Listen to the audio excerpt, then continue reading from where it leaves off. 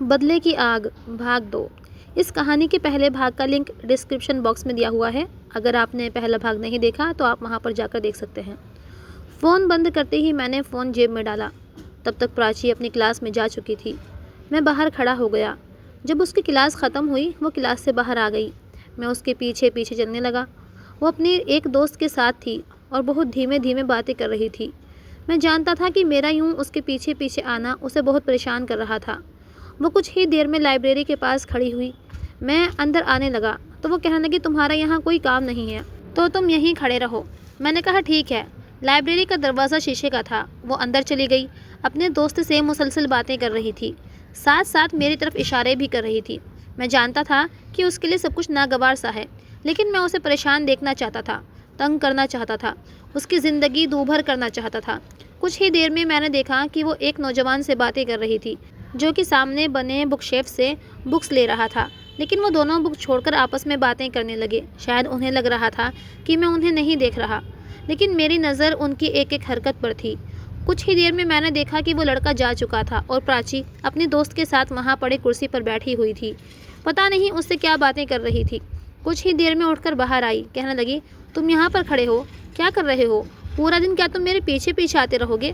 دیکھو یہاں یہ سب بہت برا لگتا ہے۔ میری کلاس فیلو میرا مذاق اڑائیں گی، اس لیے بہتر ہے کہ تم میرے پیچھے مت آؤ۔ میں نے کہا ٹھیک ہے، میں آپ کے پیچھے نہیں آتا۔ یہ کہہ کر میں 2 قدم پیچھے ہٹ گیا اور جیسے ہی وہ اپنے دوست کے ساتھ اپنے ڈپارٹمنٹ میں جانے لگی تو 2 نوجوان اس کے پاس آئے اور اس کی بازو پکڑ کر اس کی کنپٹی پر پسٹل رکھ دی اور کہنے لگے چلو ہمارے ساتھ۔ اس سے پہلے کہ وہ اس کے ساتھ کچھ بھی غلط کرتے میں وہاں پہنچ چکا تھا۔ میں نے جیب میں رکھی پسٹل اس نوجوان کے سر کی طرف تانی، حالانکہ میں کافی فاصلے پر کھڑا تھا۔ میں نے کہا کہ اس لڑکی کو چھوڑ دو ورنہ تمہیں یہیں ختم کر دوں گا۔ وہ کہنے لگا کہ جب تک تم میرے قریب پہنچو گے تب تک میں اس لڑکی کو مار چکا ہوں گا، ورنہ تم پیچھے ہٹ جاؤ۔ پراچی کی حالت یہ تھی کہ وہ سانس لینا ہی بھول گئی تھی، چہرے کا رنگ پھیکا پڑ گیا تھا۔ میں بجائے پیچھے ہٹنے کے اس کی طرف قدم بڑھانے لگا۔ وہ نوجوان اپنی پسٹل کو پراچی کی کنپٹی پر رکھ کر چلانے ہی والا تھا جب میں نے ایک زوردار پاؤں اس کے ہاتھ پر مارا اور پسٹل اس کے ہاتھ سے چھوٹ کر زمین پر گر گئی۔ میں نے پسٹل کے اوپر اپنا پاؤں رکھا اور جیسے ہی وہ نوجوان میری طرف بڑھا میں نے اسے مارنا شروع کر دیا۔ میں اکیلا ہی ان دونوں نوجوانوں کو بری طرح سے پیٹ رہا تھا۔ کچھ ہی دیر میں وہ دونوں ہی مجھے دھکا دے کر گرا چکے تھے اور پھر وہی ہوا جو میں چاہتا تھا۔ انہوں نے زمین سے بندوق اٹھائی اور میری طرف فائرنگ کر دی۔ گولی سیدھی میری بازو پر جا کر لگی تھی۔ وہ نوجوان فوراً سے یونیورسٹی سے باہر بھاگ گئے۔ سب اسٹوڈنٹس اور پروفیسر تماشا دیکھ رہے تھے، کوئی بھی میری مدد کے لیے آگے نہیں بڑھا تھا۔ میں نے اپنا بازو زور سے پکڑ لیا تو پھر بھاگتی ہوئی پراچی میرے پاس آئی تھی۔ میں نے کہا چھوٹی بی بی صاحبہ آپ کو کچھ ہوا تو نہیں؟ آپ ٹھیک تو ہے نا؟ وہ کہنے لگی مجھے تو کچھ نہیں ہوا لیکن تمہیں گولی لگ گئی ہے۔ کافی نوجوان میرے پاس آ گئے اور ان میں سے ایک نوجوان نے گاڑی کی ڈرائیونگ کی تھی، وہ مجھے ہاسپٹل لے گئے۔ میں نے اپنے آپ کو بے ہوشی کا ٹیکا نہیں لگوایا تھا۔ ڈاکٹر کا کہنا تھا کہ میں 1-2 دن ہاسپٹل میں ہی آرام کروں، لیکن میں نے انکار کر دیا۔ امت شاہ کے دل میں میری جگہ بن چکی تھی۔ وہ اس بات پر بہت خوش تھا کہ میں نے اس کی بیٹی کی جان بچانے کے لیے اپنے بازو پر گولی کھائی تھی۔ میں ان کے بنگلے پہ نہیں گیا تھا بلکہ اپنے گھر پر ہی آرام کیا، لیکن جب میرے باپ کو اس بات کی خبر پہنچی کہ میں نے پراچی کے لیے گولی کھائی ہے تو میرے پاپا ودیش سے سیدھا انڈیا پہنچے تھے۔ میرے کمرے میں جب آئے تو میں اس وقت سو رہا تھا، لیکن جیسے ہی انہوں نے دروازہ کھول کر زور سے بند کیا تو میری آنکھ کھل گئی۔ کہنے لگے تمہیں کیا ضرورت پڑی تھی دشمن کی بیٹی کی خاطر گولی کھانے کی؟ میں نے کہا کول ڈاؤن ڈیڈ، میں ٹھیک ہوں۔ وہ کہنے لگے تمہارا دماغ خراب ہو گیا ہے، تمہیں کیا ضرورت پڑی تھی اس کی جان بچانے کی؟ اگر وہ مرتی تو مرنے دیتے۔ میں نے کہا ڈیڈ وہ میرے ہی آدمی تھے، انہیں میں نے ہی کہا تھا کہ میرے بازو کے اوپر گولی مارے۔ میری بات سن کر میرا باپ جتنا حیران ہوتا اتنا کم تھا۔ کہنے لگے میں تمہیں سمجھ نہیں پا رہا کہ تم کرنا کیا چاہ رہے ہو۔ میں نے کہا جب کر لوں گا تب بتاؤں گا، ابھی آپ کو کچھ نہیں بتا سکتا۔ کیشو میں تمہیں سمجھ نہیں پا رہا۔ میں نے انہیں مسکراتے ہوئے دیکھا۔ میں نے کہا آپ مجھے سمجھ نہیں سکتے، بس آپ مجھ پر بھروسہ رکھیں اور میں جو کر رہا ہوں مجھے کرنے دیں۔ وہ کہنے لگے تم بہت پچھتاؤ گے، تم اگر یہ سمجھ رہے ہو کہ امت شاہ تمہاری چالوں سے واقف نہیں ہوگا تو تم ایک بہت بڑی غلط فہمی کا شکار ہو۔ وہ بہت تیز ہے، تمہارا پتہ کروانا اس کے لیے مشکل کام نہیں ہوگا۔ میں نے کہا لیکن اس بار شکست اس کے نصیب میں لکھی جا چکی ہے اور میں نے خود سے لکھی ہے۔ آپ بے فکر رہیں، میں اس کو ایسے حال میں چھوڑوں گا کہ جس کی اذیت وہ کئی سال تک بھول نہیں پائے گا، لیکن تب کے لیے آپ پلیز ودیش میں ہی رہیں، ذرا سی بات سن کر ہندوستان مت آیا کریں۔ میرے پاپا میرے برابر میں بیڈ پر بیٹھ گئے، میرا ہاتھ پکڑ کر اپنے ہونٹوں پر لگایا۔ کہنے لگے تم میرے بیٹے ہو اور میں تمہیں کھونا نہیں چاہتا۔ ان کی آنکھوں میں آنسو تھے۔ میں اٹھ کر بیٹھ گیا، اپنے باپ کو اپنے ساتھ لگا لیا۔ میں نے کہا ڈیڈ پلیز آپ میرا حوصلہ ہیں، اگر آپ یوں آنسو بہائیں گے تو میں کمزور پڑ جاؤں گا اور میں کمزور نہیں پڑنا چاہتا۔ بہت انتظار کیا ہے میں نے اس وقت کا، اور اب امت شاہ کی شکست بہت قریب ہے، تو آپ دیکھنا ڈیڈ کہ وہ کیسے خون کے آنسو روتا ہے۔ اس رات کافی دیر تک میں نے اپنے ڈیڈ سے باتیں کی تھی، پھر وہ اپنے کمرے میں چلے گئے۔ 2 دن بعد ہی مجھے امت شاہ کی کال آئی تھی کہ اگر تمہاری طبیعت بہتر ہے تو تم کچھ دیر کے لیے میرے بنگلے پہ آؤ۔ میں نے کہا ٹھیک ہے۔ میں 2 دن بعد اس کے بنگلے پہ چلا گیا۔ ہاتھ پر پٹی ابھی بھی بندھی ہوئی تھی۔ وہ کہنے لگا میری بیٹی کے پیپر ہیں، اس لیے میں چاہتا ہوں کہ صرف تم اسے یونیورسٹی چھوڑو اور اس کے علاوہ کوئی کام کے بنا واپس جا سکتے ہو۔ تمہارے علاوہ میں کسی اور پر بھروسہ نہیں کر سکتا۔ تم زخمی بھی ہو لیکن اس لیے گاڑی ڈرائیور چلائے گا۔ تم بس میری بیٹی کی رکشا کرنا۔ میں تم پر اتنا بھروسہ کر سکتا ہوں کہ کسی اور پر نہیں کر سکتا۔ میں نے کہا صاحب جی یہ تو آپ کا بڑپن ہے، ورنہ بندہ نہ چیز اس قابل ہی نہیں ہے۔ وہ کہنے لگا تم نے اپنی جان پر کھیل کر میری بیٹی کو بچایا ہے، یقین جانو میں تمہارا احسان مند ہوں، اور اس بار میں تمہیں تمہاری تنخواہ کے ساتھ تمہیں بونس بھی دینا چاہتا ہوں، اور وہ لاکھوں میں ہوگا۔ میں نے کہا کہ مجھے اتنے پیسوں کی ضرورت نہیں ہے۔ کہنے لگے پھر بھی میں تمہیں اپنی خوشی سے دینا چاہتا ہوں۔ فوراً سے اس نے چیک بک پر سائن کیا اور 5 لاکھ کی رقم فل کر کے مجھے دے دی۔ میں نے کہا بہت شکریہ۔ میں نے چیک جیب میں ڈال لیا۔ میرے لیے وہ رقم بالکل بے معنی تھی، کئی کروڑ میرے اکاؤنٹ میں موجود تھے۔ میں نے وہ پیسے چیریٹی میں دے دیے۔ گاڑی اب ڈرائیور چلاتا تھا، مجھے صرف پراچی کی رکشا کرنی ہوتی تھی، لیکن رکشا کرتا بھی تو کس سے، کیونکہ وہ سب کروانے والا تو میں خود تھا۔ لیکن میں نے محسوس کیا کہ پراچی بات کرنے کا لہجہ اور انداز میرے ساتھ بالکل بدل چکا تھا۔ کچھ ہی دنوں میں جیسے ہی میرا ہاتھ ٹھیک ہوا میں نے ڈرائیونگ بھی شروع کر دی۔ اب وہ میرا بہت خیال رکھتی تھی، جب بھی کھانے کا ٹائم ہوتا تو خود باہر آتی تھی، مجھ سے پوچھتی تھی تم نے کھانا تو ٹھیک سے کھایا ہے نا، اپنی میڈیسن تو لے رہے ہو نا۔ میں کہتا چھوٹی بی بی آپ کیوں اتنا فکر کرتی ہیں، میں بہت ڈھیٹ ہوں، ایک گولی میرا کچھ نہیں بگاڑ سکتی۔ میں تو اوپر والے کا شکر ادا کرتا ہوں کہ آپ کو کوئی نقصان نہیں پہنچا، اگر آپ کو کوئی کھروچ بھی لگ جاتی تو مجھے بہت دکھ ہوتا، مجھے لگتا کہ میں نے اپنے فرض میں کوئی کوتاہی کر دی۔ میرے ایسے جملے اس کے دل کو برف کی طرح پگھلانے کے لیے کافی تھے۔ وہ کہنے لگی تم ایک بہت اچھے انسان ہو۔ میں نے کہا نہیں میں تو ایک عام انسان ہوں، اچھے تو آپ لوگ ہیں، آپ کے پاپا ہیں۔ کہنے لگی آپ اپنا خیال رکھا کریں۔ اور ایک بار میں گاڑی چلا رہا تھا تو مجھ سے پوچھنے لگی کہ عاشق جی تمہارے گھر میں کون کون ہیں؟ میں نے کہا ممی ہیں، بہن ہیں، میں ہوں اور بوڑھے باپ ہیں۔ کہنے لگی کبھی مجھے اپنے گھر لے کر چلو۔ یہ سن کر میں کچھ پریشان سا ہوا تھا کہ اسے اپنے گھر کیسے لے کر جا سکتا ہوں، میرا تو ایسا کوئی گھر بھی نہیں تھا۔ میں نے کہا چھوٹی بی بی آپ میرے گھر جا کر کیا کریں گی؟ آپ محلوں کی رانی ہیں اور میرا چھوٹا سا غریب خانہ ہے، میں خود کو اس قابل نہیں سمجھتا کہ آپ کو اپنے گھر لے کر جاؤں۔ آپ کی شان کے مطابق میرے گھر میں کوئی جگہ نہیں جہاں آپ کو بٹھا سکوں۔ کہنے لگی میں بھی ایک عام انسان ہوں اور میری بہت سی دوست مڈل کلاس سے فیملی سے تعلق رکھتی ہیں اور میں ان کے گھر جاتی ہوں۔ میں ان لڑکیوں میں سے نہیں ہوں جو اپنے باپ کی دولت پر گھمنڈ کرتی ہیں۔ میں نے کہا ہاں یہ تو میں نے بھی دیکھا ہے، آپ بہت الگ ہیں۔ خیر اب وہ مجھ سے باتیں کرنے لگی تھی، کبھی کوئی بات کرتی تو کبھی کوئی بات۔ ایک بار یونیورسٹی میں نے پھر پراچی کو اس نوجوان کے پاس بیٹھے باتیں کرتے دیکھا تھا۔ میں نے اپنے موبائل سے اس لڑکے کی تصویر کھینچی اور یوں کھینچی کہ کسی کو مجھ پر شک نہ ہو، اور گھر واپس جا کر میں نے وہ تصویر دلاور کو سینڈ کی تھی۔ میں نے کہا اس لڑکے کے بارے میں مجھے ساری انفارمیشن چاہیے، یہ کون ہے، کیا کرتا ہے اور پراچی سے اس کا کیا سمبند ہے۔ تو رات کو میں سیدھا اسی فلیٹ میں پہنچا تھا جہاں دلاور اس نوجوان کو کڈنیپ کر کے لے کر جا چکا تھا۔ اس نوجوان کے ہاتھ بندھے ہوئے تھے اور آنکھوں پر پٹی بندھی ہوئی تھی۔ میں کرسی اس نوجوان کے سامنے گھسیٹ کے بیٹھ گیا۔ وہ کہنے لگا کون ہو تم اور مجھے یہاں کیوں لائے ہو؟ میں نے کہا میں کون ہوں یہ جاننا تمہارے لیے ضروری نہیں ہے، لیکن میں تمہارے بارے میں سب کچھ جانتا ہوں۔ تم کون ہو، تمہارے گھر میں کون کون ہے، مجھے سب پتہ ہے۔ دیکھو میری تم سے کوئی دشمنی نہیں ہے، میں نہیں چاہتا کہ کسی دوسرے کی نفرت میں تم ضائع ہو جاؤ، اس لیے پراچی سے دور رہو۔ وہ کہنے لگا تم کون ہو اور پراچی سے تمہارا کیا سمبند ہے؟ میں نے کہا یہ جاننا تمہارے لیے ضروری نہیں ہے، 3 بہنوں کے اکلوتے بھائی ہو، اگر تمہیں کچھ ہو گیا تو سوچو تمہارے گھر والوں کا کیا ہوگا۔ میری بات سن کر وہ لڑکا گھبرایا تھا۔ اس لڑکی کا پیچھا چھوڑ دو ورنہ میں تمہیں زندہ نہیں چھوڑوں گا، اور میں تمہارے ساتھ کیا کر سکتا ہوں اس کا اندازہ تمہیں ہو چکا ہوگا۔ وہ کہنے لگا وہ مجھ سے محبت کرتی ہے۔ میں نے کہا کہ مجھے اس بات سے کوئی غرض نہیں وہ تم سے کیا کرتی ہے یا تم اس سے کیا کرتے ہو، تم اپنی زندگی بچا لو یا پھر اپنی محبت، فیصلہ میں تم پر چھوڑتا ہوں۔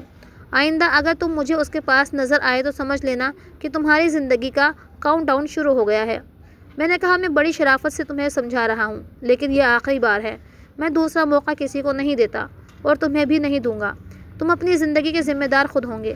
یہ کہہ کر میں نے دلاور سے کہا کہ اس لڑکے کو وہیں چھوڑ دو جہاں سے لائے ہو۔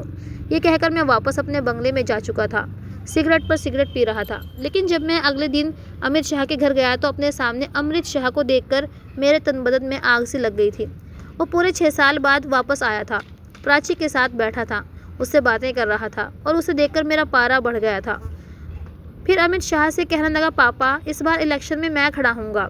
امرت شاہ کہنے لگا، تم میرا غرور ہو، میں کھڑا ہوں یا تم کھڑے ہو، مجھے کوئی فرق نہیں پڑتا۔ تم میرے بیٹے ہو، سب کچھ تم نے ہی سنبھالنا ہے، اور ویسے بھی اب ہمارے مقابلے کوئی نہیں ہے۔ بڑے گھمنڈ سے وہ کہنے لگا، ہمارے مقابلے کوئی ہو بھی نہیں سکتا پاپا۔ امرت شاہ کے سامنے کوئی بھی نہیں ٹک سکتا۔ اس کا یہ کہنا تھا کہ جب میں قدم بڑھاتا ہوا اس کے سامنے آ کر کھڑا ہو گیا۔ اس نے مجھ پر سر سے پیر تک نظر ڈالی، پھر امرت شاہ سے کہنے لگا، پاپا یہ کون ہے؟ یہ پراچی کا باڈی گارڈ ہے، بہت بہادر نوجوان ہے اور اتنا ہی ایماندار بھی ہے، نمک حلالی کیسے نبھاتے ہیں اچھے طریقے سے جانتا ہے۔ وہ کہنے لگا، یہ تو بہت اچھی بات ہے۔ میں اس کی آنکھوں میں آنکھیں ڈالے دیکھ رہا تھا، بڑی نفرت سے دیکھ رہا تھا، شاید وہ اس بات سے واقف نہیں تھا۔ پراچی کہنے لگی، بھائی اس بار ہم آپ کو اکیلے واپس نہیں جانے دیں گے، ہم نے آپ کی شادی کرنی ہے۔ وہ کہنے لگا، ٹھیک ہے، تمہیں جو لڑکی پسند ہو تو مجھے بتا دینا، اس کے بعد تم لوگ رشتہ لے جانا، لیکن شادی میں الیکشن کے بعد ہی کروں گا۔ پھر کہنے لگا، میں کافی تھکا ہوا ہوں، کچھ دیر آرام کرنا چاہتا ہوں۔ یہ کہہ کر وہ اپنے کمرے میں چلا گیا، لیکن میرے اندر آگ سی لگ گئی تھی۔ میں نے دل میں سوچا کہ بہت آرام کر لیا تم نے، اب تو تم دن رات کی تکلیف سہنے کے لیے تیار ہو جاؤ امرت شاہ، کیونکہ میں تمہاری زندگی بہت جلد جہنم بنانے والا ہوں، تمہیں تڑپتا ہوا دیکھنا چاہتا ہوں۔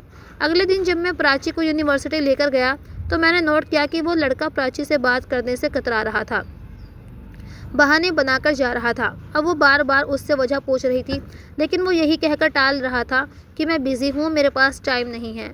وہ کہنے لگے، تم میرا فون بھی اٹینڈ نہیں کر رہے، آخر پرابلم کیا ہے تمہاری؟ کہنے لگا، میرے سر پر اور بھی بہت سی ذمہ داریاں ہیں، صرف تم ہی نہیں ہو۔ میں سمجھ گیا تھا کہ لڑکا سمجھدار ہے، وقتی جذبات میں اپنے آپ کو نقصان نہیں پہنچانا چاہتا، لیکن پراچی اس کی بے رخی دیکھ کر ضرور دکھی ہو چکی تھی۔ ایک بار پراچی نے جب اس کا ہاتھ پکڑا تو اس نے برے طریقے سے جھٹک دیا۔ کہنے لگا، کیا پرابلم ہے تمہارے ساتھ؟ کیوں میرے گلے پڑ رہی ہو؟ ایک بار کہہ تو چکا ہوں کہ میرے سر پر بہت ساری ذمہ داریاں ہیں۔ پراچی کا دل وہ توڑ چکا تھا اور میرے لیے اس سے اچھا موقع اور کوئی نہیں تھا۔ جب وہ یونیورسٹی سے باہر آئی تو رو رہی تھی، گاڑی میں بیٹھ کر بھی سسکیوں سے رو رہی تھی۔ میں نے کہا، چھوٹی بی بی کیا ہوا؟ وہ کہنے لگی، کچھ نہیں۔ میں نے کہا، اگر کسی نے کچھ کہا ہے تو مجھے بتائیں، میں اس کا منہ توڑ دوں گا۔ وہ کہنے لگی، نہیں، مجھے کسی نے کچھ نہیں کہا۔ پھر کہنے لگی، مجھے گھر نہیں جانا، مجھے سمندر جانا ہے، مجھے سمندر کے کنارے لے جاؤ۔ میں نے وہیں سے گاڑی موڑ لی، اسے سمندر لے گیا۔ وہ شاید کھل کر رونا چاہتی تھی اور گھر میں اس کو یہ موقع نہیں مل سکتا تھا، سب لوگ اس سے وجہ پوچھتے۔ میں گاڑی کے ساتھ ٹیک لگا کر سگریٹ پی رہا تھا اور وہ سمندر کے اندر کھڑی آنسو بہا رہی تھی۔ کچھ دیر میں اسے روتا ہوا دیکھ رہا تھا، پھر اپنی سگریٹ کو زمین پر پھینک کر جوتے سے بجھایا اور چلتا ہوا سمندر کے کنارے چلا گیا جہاں وہ کھڑی تھی، اس کے برابر میں کھڑا ہو گیا۔ چھوٹی بی بی، اگر آپ مجھے نہ چیز کو اس قابل سمجھے تو آپ مجھے اپنا دکھ مجھ سے شیئر کر سکتی ہیں، بس میں سن لوں گا، اس سے آپ کا دل ہلکا ہو جائے گا۔ شاید اسے کسی کی ہمدردی کے جملے کی ضرورت تھی، پھر وہ پھوٹ پھوٹ کر رونے لگی۔ کہنے لگی، میں نے کبھی کسی کے ساتھ امیری غریبی کا فرق اپنے اندر نہیں پیدا ہونے دیا، کیونکہ میری نظر میں ہر انسان برابر ہے، لیکن میں بھول گئی تھی کہ محبت کا ملنا ہر کسی کے نصیب میں نہیں ہوتا۔ میں اس کے سامنے جا کر کھڑا ہو گیا، اس کے بہتے ہوئے آنسو کو ہچکچاتے ہوئے اپنے ہاتھ سے صاف کیے۔ اس نے مجھے روکا نہیں تھا، لیکن پیچھے ہٹ گئی۔ میں نے کہا، پلیز رو مت، کیوں کسی ناقدرے کے لیے اپنے آپ کو سکھا رہی ہیں؟ آپ کو نہیں پتہ آپ کو ایسا روتا دیکھ کر مجھے کچھ ہوتا ہے۔ آپ مجھے بتائیں کون ہے وہ، میں اسے زندہ نہیں چھوڑوں گا۔ میری بات سن کر اس نے میری طرف دیکھا، پھر نظر ہٹا لی۔ کہنے لگی، نہیں، کوئی نہیں ہے، بس ایسے ہی رونے کو دل چاہ رہا تھا، اس لیے یہاں پہ آ گئی۔ میں نے کہا کہ ایسے مت رویا کریں، مجھے بہت تکلیف پہنچتی ہے۔ میری بات سن کر کچھ نروس ہوئی تھی، پھر مجھے کہنے لگی کہ واپس گھر چلو۔ پھر وہ تیز تیز قدم اٹھاتی ہوئی گاڑی کی طرف جانے لگی۔ میں بھی آہستہ آہستہ قدم اٹھاتا ہوا گاڑی کے پاس پہنچ گیا۔ وہ گاڑی کی پچھلی سیٹ پر بیٹھ چکی تھی۔ میں نے گاڑی اسٹارٹ کی اور اسے بنگلے میں چھوڑ آیا۔ انہی دنوں الیکشن کا بڑا زور تھا۔ میرے باپ کی کال آئی تھی کہ مجھے تو تم نے یہاں ودیش میں رہنے کا بول دیا ہے، انڈیا میں ابھی الیکشن ہو رہے ہیں اور میں نہیں چاہتا کہ اس بار امت شاہ الیکشن جیت جائے۔ میں نے کہا بے فکر رہیں آپ، بھائی سے بولیں کہ وہ الیکشن لڑے۔ وہ کہنے لگے آج ایک بہت ارجنٹ میٹنگ ہے اور تمہیں جانا ہے۔ میں نے کہا میں چلا جاؤں گا، بے فکر رہیں۔ میں نے میٹنگ اٹینڈ کی اور وہاں سے واپس گھر آ چکا۔ رات کو سونے لگا تو پراچی کی کال آنے لگی، وہ رو رہی تھی۔ میں نے وجہ پوچھی تو کہنے لگی میری کوئی بھی ایسی دوست نہیں ہے جس سے میں دل کی بات کر سکوں، کیا میں تم سے اپنے دل کا حال کہہ سکتی ہوں؟ میں نے کہا یہ تو میرے لیے خوش نصیبی ہوگی چھوٹی بیوی۔ وہ کہنے لگی تم بہت اچھے انسان ہو، عاشق اور ایماندار بھی ہو، دھوکے باز نہیں ہو دوسرے مردوں کی طرح۔ میں نے کہا میں اتنی تعریف کے قابل بھی نہیں ہوں چھوٹی بیوی۔ وہ کہنے لگی میری خاطر تم نے اپنی جان کی پرواہ نہیں کی، ایسا کون کرتا ہے؟ میں نے کہا جو زندگی کی طرح رگوں میں دوڑنے لگے اس کی خاطر عاشق سی سب کچھ داؤں پر لگا سکتا ہے، اپنی زندگی بھی۔ میرے دبے اظہار پر وہ چپ سی ہو گئی۔ میں نے کہا سوری چھوٹی بیوی، شاید میں کچھ زیادہ ہی بول گیا، مجھے سب آپ سے نہیں کہنا چاہیے تھا۔ کہاں میں اور کہاں آپ، زمین آسمان کبھی بھی ایک نہیں ہو سکتے۔ پتہ نہیں یہ دل ہے، دل دیکھ کر محبت کیوں نہیں کرتا۔ میری یہ بات سن کر اس نے فون بند کر دیا۔ اگلے دن جب میں اسے یونیورسٹی چھوڑنے گیا تو مجھ سے بات نہیں کر رہی تھی، لیکن میں سامنے لگے شیشے سے اس کو دیکھ رہا تھا۔ وہ کافی نروس تھی۔ جیسے ہی یونیورسٹی کے سامنے میں گاڑی کھڑی کی وہ گاڑی سے اترنے لگی۔ میں نے کہا چھوٹی بیوی آئی ایم سوری، میں رات کو کچھ زیادہ ہی بول گیا، شاید آپ کو برا لگا ہے۔ اس نے کوئی جواب نہیں دیا اور گاڑی سے اتر کر یونیورسٹی میں چلی گئی۔ رات کو میں نے پراچی کو کال کی، دوسرے ہی بیل پر اس نے فون اٹھا لیا۔ میں نے کہا مجھے معاف کر دیں چھوٹی بیوی، مجھ سے غلطی ہو گئی، مجھے میری غلطی کی اتنی بڑی سزا مت دیں، مجھ سے بات کرنا ہی چھوڑیں، میں آپ کی ناراضگی برداشت نہیں کر سکتا۔ میری باتیں شاید اس کے دل پر اثر کرنے لگی تھی، کہنے لگی معافی مت مانگے پلیز۔ بہرحال میں اپنے مقصد میں کافی حد تک کامیاب ہو چکا تھا۔ دیر رات تک میں پراچی سے باتیں کرتا رہتا اور وہ مجھ سے، جب بھی میں اس کے ساتھ کہیں جاتا اب وہ میرے ساتھ فرنٹ سیٹ پر بیٹھتی تھی۔ وہ بھی مجھ سے شاید محبت کرنے لگی تھی اور میں یہی چاہتا تھا کہ وہ میری محبت میں پاگل ہو جائے، یہاں تک کہ اپنے باپ اور بھائی کی عزت کا جنازہ نکالتے ہوئے میرے ساتھ بھاگنے پر مجبور ہو جائے۔ لیکن میرا سارا پلان اس وقت چوپٹ ہوا جب مجھے ڈیڈ کی کال آئی۔ آگے کی کہانی جاننے کے لیے چینل کو سبسکرائب کیجیے، کہانی پسند آئے تو لائک کیجیے گا۔